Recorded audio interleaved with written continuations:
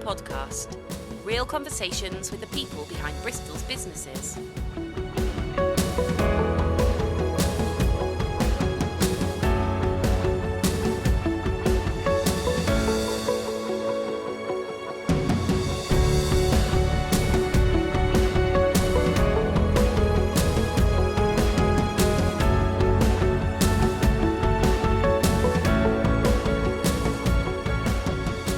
Bristol Business Podcast, where we explore the journeys of Bristol's entrepreneurs and founders.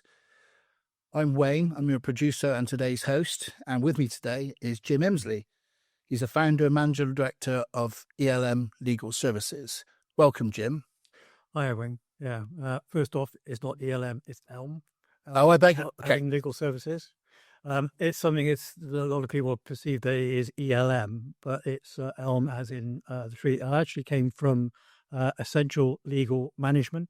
A lot of people perceive that is actually correlated with my name because I'm Jim Emsley and ELM, and then I do actually get a lot of crossover from that. Okay. So I'm called Elmsley when my name is Emsley, and then people say ELM. It's one of those.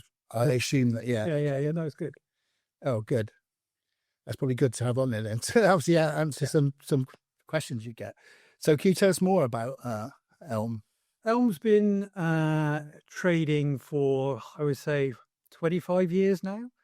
I started it way back in the day because I graduated as a mature student in law.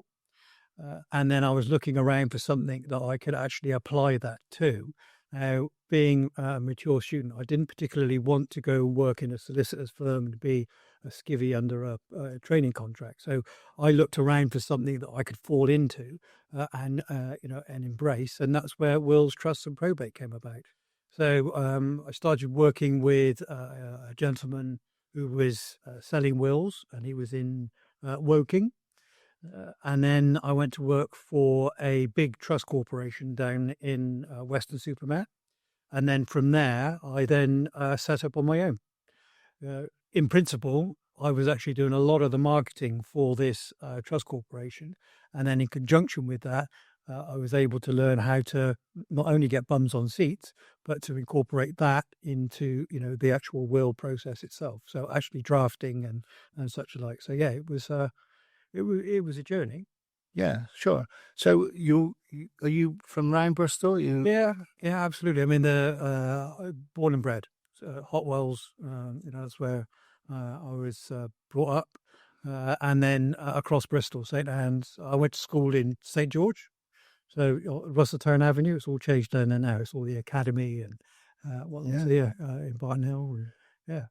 Okay, cool. And so you obviously in this business, you don't just help Bristol businesses or Bristol people.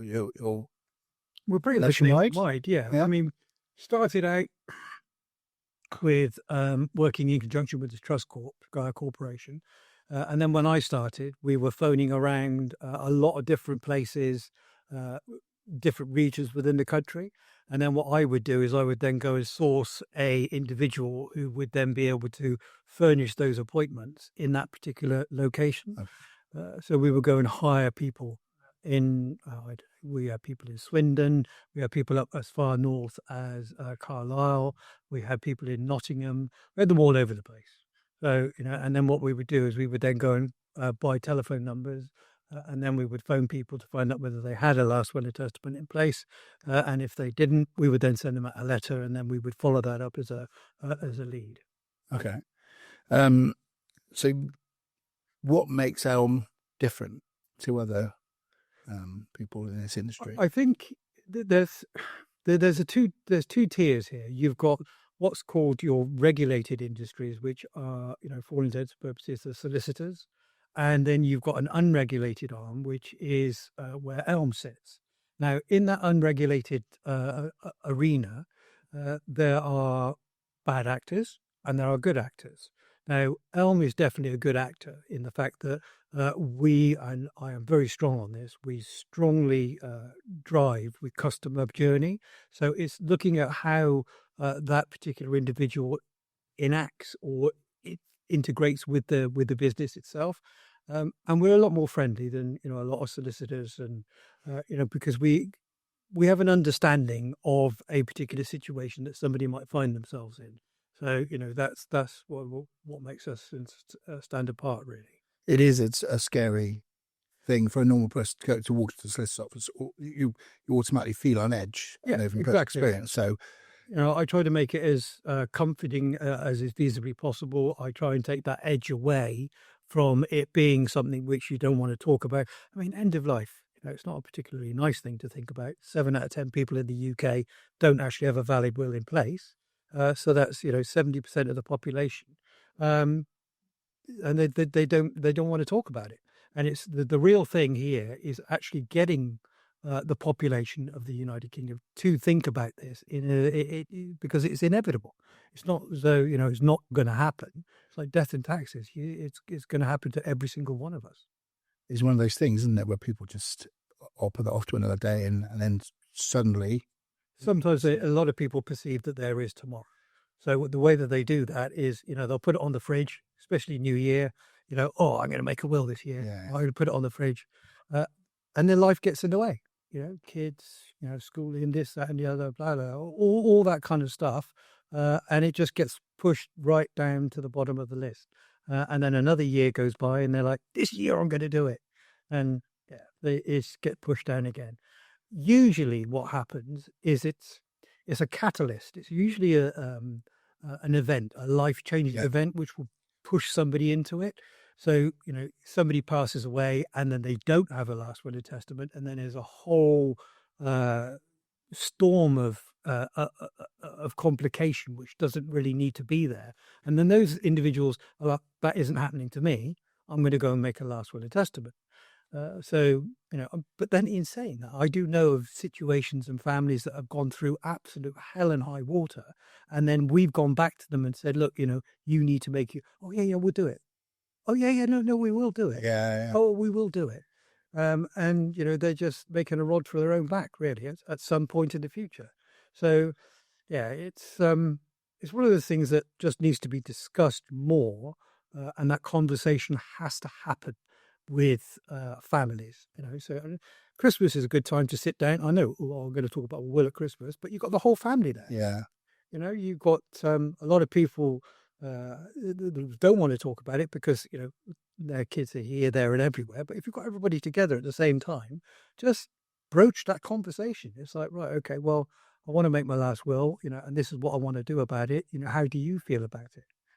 Better do it in a nice situation like that than a panicked one when you're... Exactly. Do you get lots of people how often would you say people need to update their will? Again, that comes down to life events, birth, death, marriage. If you have a last will and testament in place and you signed it correctly and it's all there and it's great, the thing is, if you haven't looked at it in a number of years, chances are it's going to be out of date. So if you do have a last will and testament and you've had a birth, a death or a marriage in close proximity to yourself, then chances are your will's going to be out of date. So, and that's when you need to pull it out of the drawer and have a look. Okay. Yeah, that's good advice for me, I think. So I can't help notice, but you're really active on social media. What channels you on? We're on YouTube, TikTok, Insta, Facebook. I think we've got most bases covered on that. Yeah. How did you find that? Is that something that comes naturally to you? It didn't. Initially, we were looking at it post-COVID, looking at ways and means that we could, increase our footprint in England and Wales. I did a couple of TikTok videos, and one of them blew up. And then I just took that as a sign that, we need to follow that through, because obviously it's something which, people want to know about. And following through from that, people have, subscribed and, they're interested in the subject matter. And the content, I try to make it as feasible and as entertaining. And I don't want it to be dry and kind of, because, there's enough of that in the world. What I really want to do is I just want to make it entertaining. So if you are interested in, thinking about engaging in that conversation, go and find me on some of those channels. Hopefully I'll entertain you and you will learn something. Yeah, it's quite good because everyone thinks of legal stuff and that as quite stuffy and things like that. But half the time you're walking through woods with your dogs. Yeah, I've got 7 dogs, so I take the opportunity. So when I'm out with the dogs, I will do a quick couple of videos. I'll literally the way that I do it. And the team back at the office, when it comes to TikTok, they're not enthused in my strategy of the way that I do it, but it does work. I literally pull up with the van with the dogs. I think about what I'm going to talk about, and I get out, get all the dogs out, and then I'll just walk along and start chatting. And I'll do, maybe 4 or 5 videos, every walk. And yeah, it does work. Yeah, no, it's good. It's definitely entertaining. Yeah, it's okay. Say it's different from if there is anyone else doing that. Yeah, I think you stand out because of that. So obviously you mentioned earlier that you now serve like 50,000 people. Yeah, we're doing our client base is I think it's marking around about 50,000 clients across England and Wales, and that's over the last 25 years or so. So yeah, that's a lot of repeat customers. That's a lot of people that are coming back. It's a lot of families that come in, and then we do a good job, and then they're quite happy to then refer us on. We started a really good referral program very recently, and that's doing well. So yeah, it's and we've just recently won an award, which was estate planning of the year right across the England and Wales in their boutique. So that was congratulations. Yeah, absolutely. But obviously, you didn't start with 45,000 people. That's built up over a long period. So, what can you remember about starting out? Starting is difficult, and there's no, you can't sugarcoat it. It's a lot of work. It's a lot of commitment. It's a lot of dedication. You need to be focused, I think is the word I would use, and single-minded. If you want something, then you've got to say, right, okay, this is how I'm going to do it. The way that I did it was, as I've already pre-mentioned, is that I was doing marketing for a trust corporation. And then I saw that there was an opportunity there to learn, the other side of it was actually the will drafting in conjunction with my law degree. So what I did was I then worked the phones and I went out and took the instructions and I did the drafting. But then I suddenly found out that the best time to phone was in the evening, and it was also the best time to go out and sit with people and take their will instructions. So I couldn't be in 2 places at the same time. So the secret was finding somebody that could do the phoning whilst I went out and then did the instructions, which I was quite lucky with. And then I found somebody that was very, very good at that. And then from there, it just kind of, right, okay, well, I need to do more. And then as soon as I could come off of the road, and going out and taking instructions, I then found somebody that could go out and take the instructions. And then I was then concentrated in the office on how that would actually operate from a customer journey perspective.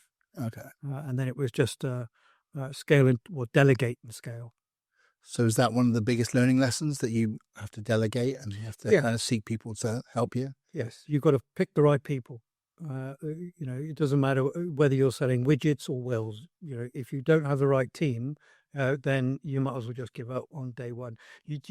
And finding the right people is tricky. There's no getting around that, because if you hire people, and it's only got worse over the period of time. When back 25 years ago, it was a little bit easier, because if you got people in, and they weren't any good, you had recourse. It's a little bit more stringent now from employment law. So if you get people in, they've got a lot more, it's kind of swung to them rather than to the employer. Sure. So if you were advising someone or advising yourself back in the day, what would you do differently? What would you expedite some things and kind of put some other things on the back burner? What advice would you give? It's a very good question. Looking back, I probably would be looking more at legislative changes within the environment. Now, that's probably very, very centric to my profession, because there were certain things that were going on back in the day, especially with trust law and such, like around about 2006 with the relevant property regime. But I digress. What would I advise myself? To a little bit more harder with my team, I think, because I was very lax at the beginning in regards to what they could do and what they couldn't do. But now, experience has now taught me that there are individuals that will act like adults. If you ask them to work, they will go out and they will work. And then there are those that will take the proverbial and they won't. So if you ask them to work and they're not being supervised or they're not being watched, chances are they're not going to. Mm. So in hindsight, there are a few individuals that I would have been a little bit more involved with their employment. Sure. You do a lot of charity and community partnerships, we've noticed as well on your socials and things like that. Can you tell us a little bit about that? Yeah, we work very heavily with the Bristol Animal Rescue Centre. Now, that's Bristol Dogs Home, really. Like I say, I've got 7 dogs, so it's very true to my heart. We also do stuff with the Cinnamon Trust. If anybody's heard of this or they don't know what the Cinnamon Trust is, it's basically an organisation where if people pass and they've got animals, and there's no provision for them in their particular last will or testament, or there is no last will, then the Cinnamon Trust will then step in and then we'll find homes for these particular animals. It's very commendable, and it's a really good organisation. And with the Bristol Animal Rescue Centre, we've given donations down there. We've done charity runs with them. We've done a lot of things with them over the years. But primarily, with charities in this particular industry, there's something which is called Free Wills Month, which is now basically in the month of October. We do that year round. So if anybody comes to us as an organisation and says they want to leave a donation to a charity, if it's to one of our chosen charities, we'll do the will for nothing. We'll do it for free, because as long as they give the donation to that particular charitable organisation. And the reason we do that is because it gets that that conversation going. It means that people are starting to think about the last will and testament, and it's not a sales tactic or a drive to get people to have last wills, although it does work for a lot of solicitors and whatnot. We do it year round. So if somebody comes to us and says they want to leave a donation to Jessie May is another one we work with, the Cinnamon Trust, Bristol Animal Rescue, any one of those, then we'll do it for free. Oh, fantastic. So you've been going 25 years, you said, yeah? Yeah. So where do you see ELM going in the next 5 to 10 years? Or do you see anything that's going to alter your industry much? There is a huge change coming down the tubes. Massive. And a lot of people are either putting their heads in the sand or they just don't believe that it will happen. And that's artificial intelligence. If you look at what AI is, in principle, it's a knowledge-based technology. And what we sell and what we provide to the general public is knowledge. We give them the knowledge to how to make sure that they've got their last will and testaments done correctly. They know that they do this way or they do it that way. That's the knowledge which we partake, we give to the public. If that knowledge is free, which for all intents and purposes it will be, especially with OpenAI and Anthropic and another few other big players, there's got to be a different way of doing it. So, I'm looking at a lot of different tech at the moment. I'm looking at AI. I'm also looking at blockchain technology, which is very, very prevalent. A lot of people are looking one way at the moment. They're looking at AI, whilst blockchain on the other side is being kind of overlooked. But there's some big changes coming. For people who are not aware of blockchain, can you explain that and kind of how it might affect or help you? Blockchain in a nutshell is, a lot of people when they say blockchain will immediately, the first thing that will come to their minds will be Bitcoin or something of that ilk, like a cryptocurrency. But blockchain for all intents and purposes, is a technology which is irrefutable. So it's a solid source of truth because it's decentralized. It's very difficult to explain it here. But what I mean by decentralized is that there's bits of that particular blockchain are on a lot of computers all across the world. And so consequently, it's very difficult to then get in and change that blockchain because it's impossible. So I say impossible, but today I've just read that quantum computing is looking at doing breaking blockchains, but I digress. From my perspective, blockchain being an irrefutable source of truth is absolutely brilliant for a last will and testament.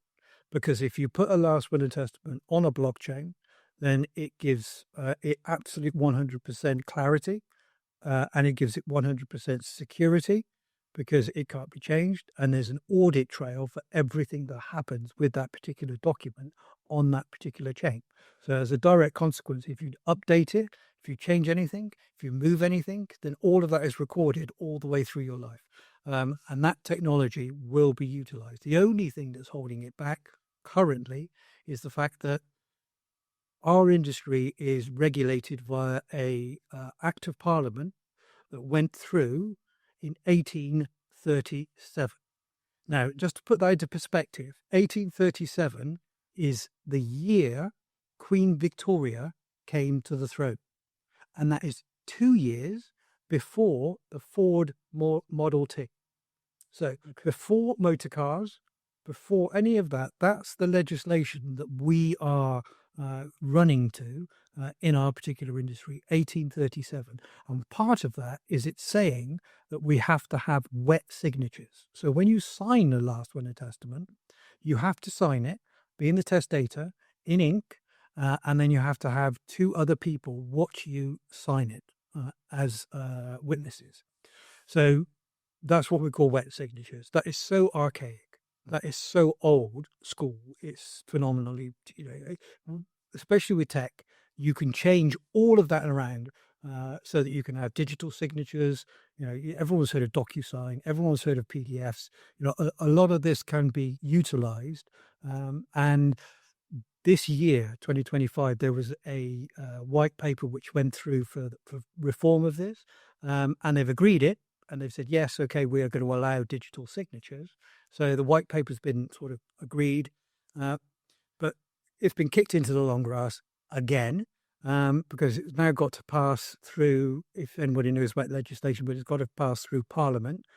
They've got to chat about it, and then they've got to do their amendments, and then it's got to go to the House of Lords. The House of Lords will have a look at it, and they'll go, oh, no, don't agree with that. Right, okay, and then it'll go back to the House of Parliament will have a look at it. So it's got to go through the 2 houses, and then it will actually become legislation. When that happens, that I am hopeful that it's going to happen probably in the next 3 to 4 years, but that will make life so much easier for both the consumer and the profession. So is that the one thing you would change if you put your industry? Yeah, absolutely. I would be taking it out of the long grass and waving it and screaming about it and saying, look, we need to get this done. Why can't we have digital signatures? And why can't we use technology which is already here, which is blockchain, to utilize that? Or, some other kind of technology. There's so many different ways that it could be done rather than getting a bit of paper and signing it with ink in front of 2 people. It's just old school. 1837 was when it was instigated. When that Queen Victoria came to the throne, they were probably using feathers and quills and not pens, but it's bananas. That's incredible. That long, something so important, some every day, you still have to do it. Yep. In the same way you did in 1837. So crazy. So where can people find you if they want to learn more about you? We're on YouTube, ELM Legal Services. We're also on Facebook, if you want to go and have a look again, ELM Legal Services, and TikTok. My name's James, but they'll call me Jim. So when I first started TikTok, I actually called it Jim Jam. So if you just look up Jim Jam, On TikTok, you'll find me walking through the woods with my dogs chatting about last wills and testaments. James, thank you very much for joining us today. Okay. Yeah, it's been really enlightening and it's certainly given me a kick up the backside to sort my will out as well. If you've got one, is it up to date? No, it's not. There you go. Yeah, that's why I asked. But I appreciate that. So thank you very much. So that's another episode of the Bristol Business Podcast. Thanks to Jim for joining us today. If you've enjoyed this episode, please remember to leave a like and subscribe and even leave Jim a message in the comments. Be sure to follow him on all his social channels. And if you'd like to learn more about appearing on the podcast, drop me a line. And from all the team at the Bristol Business Podcast, thanks for joining us. Thanks for joining us on the Bristol Business Podcast. Please remember to leave a like, comment and subscribe. If you are interested in appearing or sponsoring the podcast, contact details can be found in the episode description.